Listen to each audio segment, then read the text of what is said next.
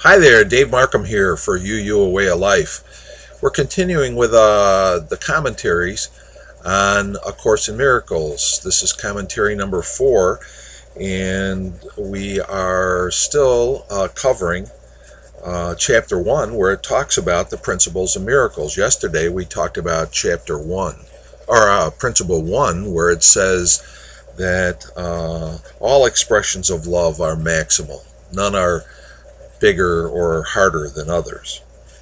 Today we're going to cover some of the following principles, 2, 3, 4, and 5. There are 50 altogether. The second principle is that miracles as such do not matter. The only thing that matters is their source, which is far beyond evaluation.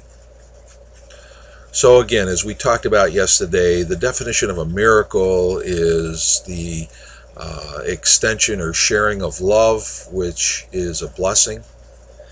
And it's saying here in the second principle that the miracle in and of itself it really doesn't matter. It's the source of love that matters. If you think of human beings as embodiment of the divine spark, we're all part of the divine consciousness. We're drops in the ocean. The drop itself doesn't have much significance. It's the ocean that matters. Principle number 3 says miracles occur naturally as expressions of love. The real miracle is the love that inspires them. It is in this sense, everything that comes from love is a miracle.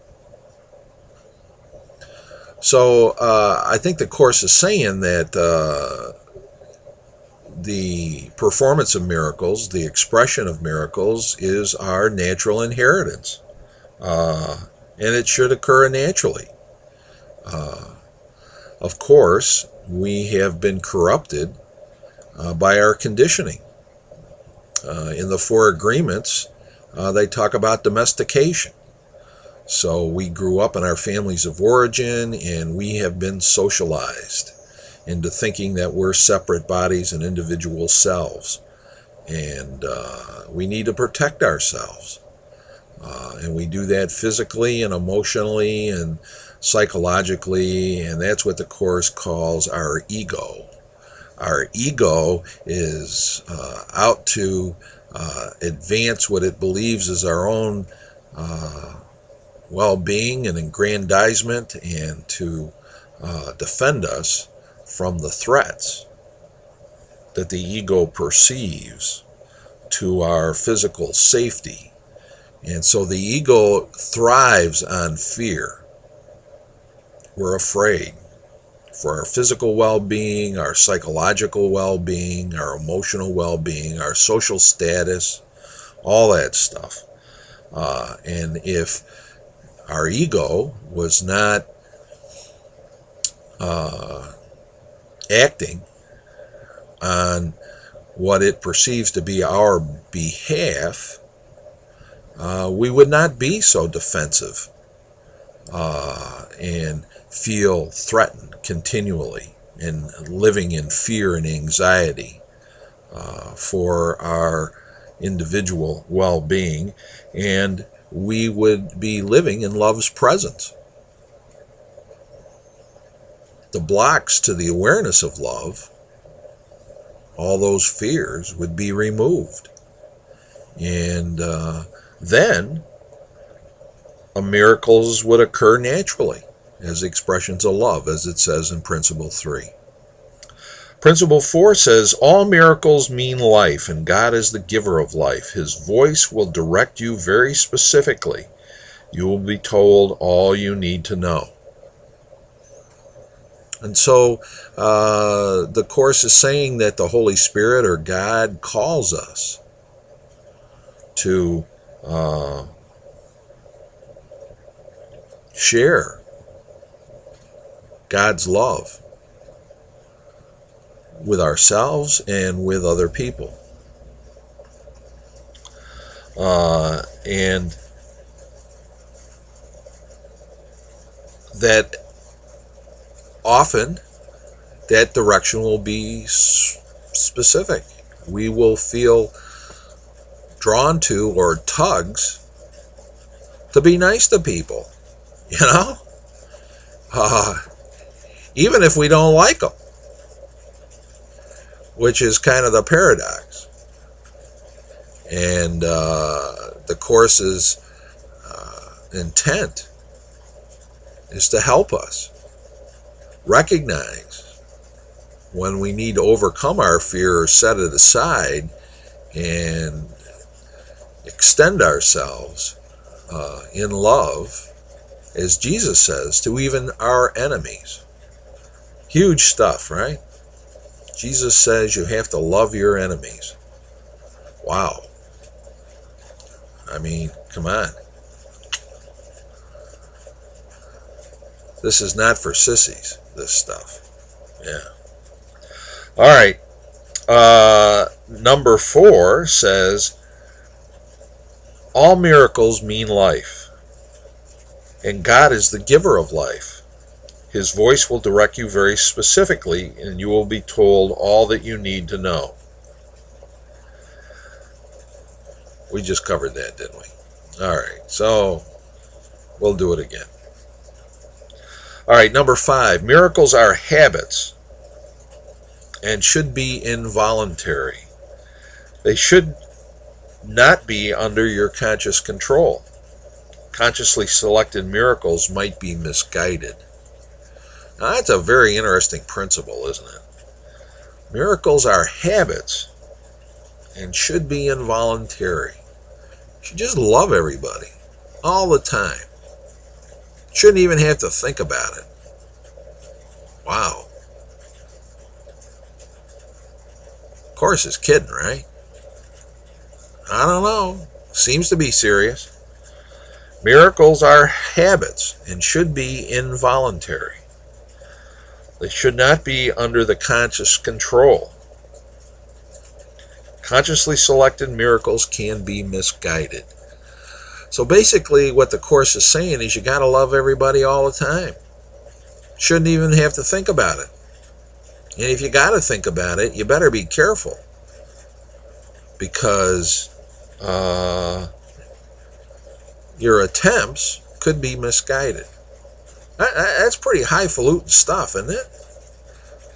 Ought to just love everybody all the time, indiscriminately. Set your fears aside and your worries and just love them. Wow. I've talked to people sometimes that have done nice things for strangers. One guy one time was telling me this long, convoluted story about how he had gone down to the train station to take the train, and there was a pregnant woman there who claimed she also had a few other kids at home and didn't have money for diapers. And could he give her $20? Because she didn't know what she was going to do.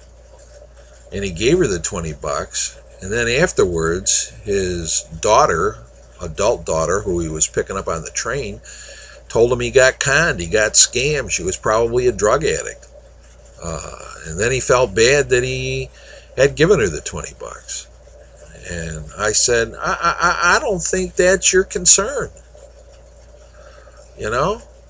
Who knows? You did it out of the goodness of your heart. You saw another human being in need, and you gave her the $20 innocently, according to your daughter, naively.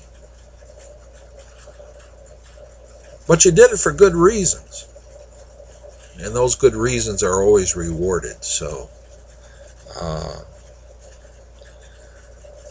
miracles should be habits. And they should be involuntary, the Course says. They shouldn't be under conscious control. Consciously selected miracles can be misguided. And so what's today's takeaway? The takeaway today for me is to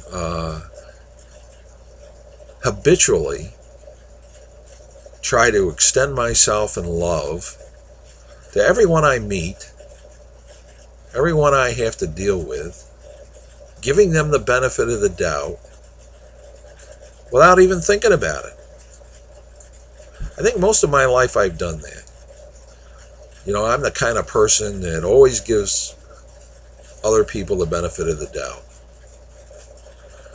If I'm not sure whether I ought to extend myself to them in love and generosity and compassion, I do it anyway.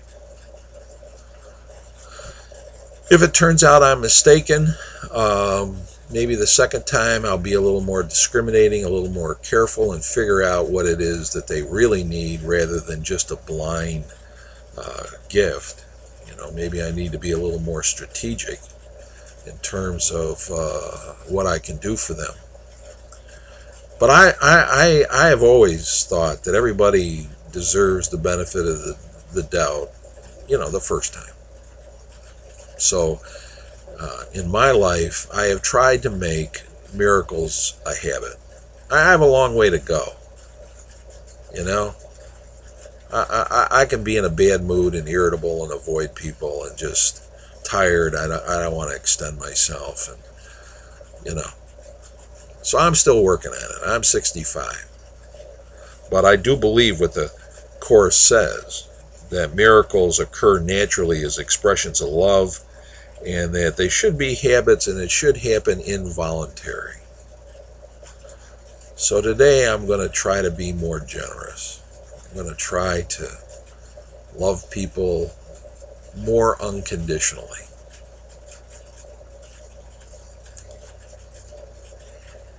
Thanks for listening, and thanks for following the Course, the commentaries. And till next time, I'm Dave Markham.